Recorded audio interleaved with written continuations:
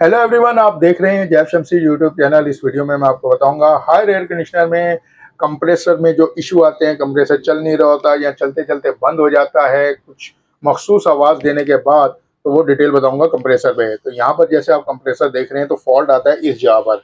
अगर compressor on होते ही of हो रहा है और आवाज़ दे करके बंद हो रहा है, जैसे क्लिक की आवाज़ आती है, अगर ऐसी कोई आवाज़ आकर के कंप्रेसर बंद हो रहा है तो फॉल्ट यहाँ पर होता है। इसको थोड़ा सा खोलना मुश्किल होता है। अच्छा, खोलने से पहले आपने इन चीज़ों से पहले आपने सप्लाई पहले ऑन करनी है और टेस्टर से फ्रिज को अच्छे तरीके से चेक कर लेना है कहीं पर वो करंट तो नहीं दे रहा। किसी भी हिस्से में टेस्टर को लगा करके देखें, अगर करंट दे रहा है तो फिर आपको बिल्कुल ऐसा काम नहीं करना हो, क्योंकि उसमें आपका कंप्रेसर जल चुका होता है, शॉर्ट हो चुका होता है, जिसकी वजह से करंट आ रहा होता है फ्रिज के अंदर।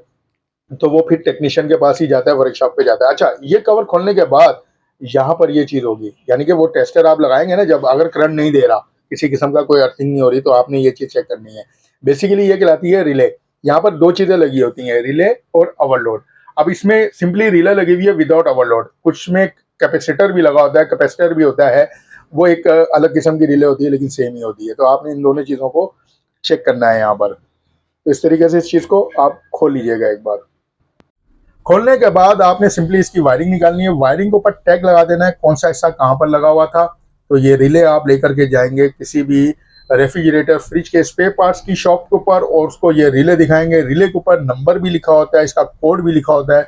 वो इस नंबर और इस कोड को देख करके बता देगा कि किस साइज की रिले है और वो आपको नई रिले दे देगा। और रिले की प्राइस होगी 200 से 500 के दरमियान, बहुत छोटी सी प्राइस है। किसी टेक्नीशियन से करवाएंगे तो वो सीधा सीधा आपसे 2,500-3,000 रुपये ले लेगा।